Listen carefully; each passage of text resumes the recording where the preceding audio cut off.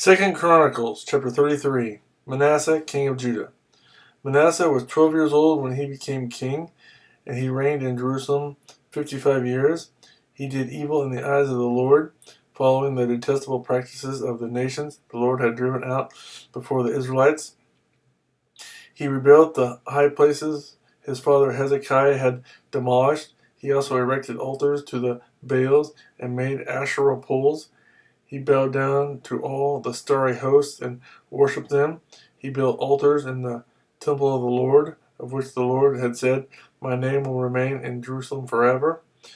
In both courts of the temple of the Lord, he built altars to all the starry hosts. He sacrificed his sons in the fire in the valley of Ben Hinnom, practiced sorcery, divination, and witchcraft, and consulted mediums and spiritists. He did much evil in the eyes of the Lord, provoking him to anger. He took the carved image he had made and put it in God's temple, of which God had said to David and to his son Solomon, "In this temple and in Jerusalem, which I have chosen out of all the tribes of Israel, I will put my name forever. I will not again make the feet of the Israelites leave the land I assigned to your forefathers, if only they will be careful to do everything I commanded them concerning all the laws, decrees, and ordinances given through Moses."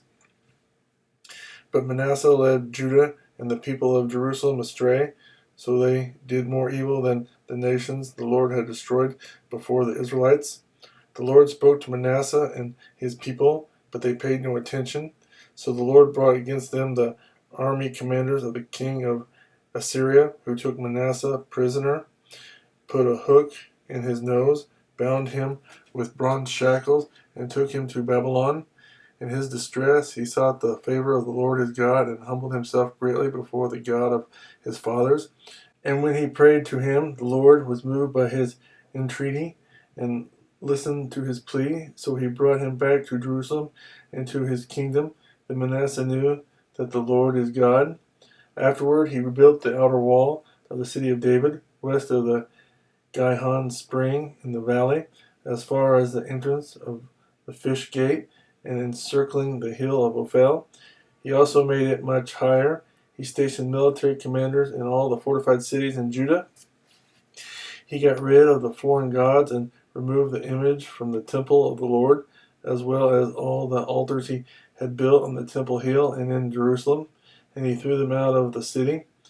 Then he restored the altar of the Lord and sacrificed fellowship offerings and thank offerings on it, and told Judah to serve the Lord, the God of Israel. The people, however, continued to sacrifice at the high places, but only to the Lord their God.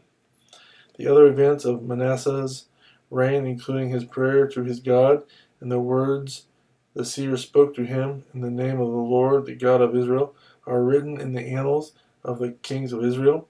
His prayer and how God was moved by his entreaty, as well as all his sins and unfaithfulness, and the sites where he built high places and set up Asherah poles and idols before he humbled himself, all are written in the records of the seers. Manasseh rested with his fathers and was buried in his palace, and Amon his son succeeded him as king. Amon, king of Judah. Amon was 22 years old when he became king, and he reigned in Jerusalem 2 years. He did evil in the eyes of the Lord, as his father Manasseh had done. Amon worshipped and offered sacrifices to all the idols Manasseh had made, but unlike his father Manasseh, he did not humble himself before the Lord. Amon increased his guilt. Amon's officials conspired against him and assassinated him in his palace. Then the people of the land killed all who had plotted against King Amon, and they made Josiah his son king in his place.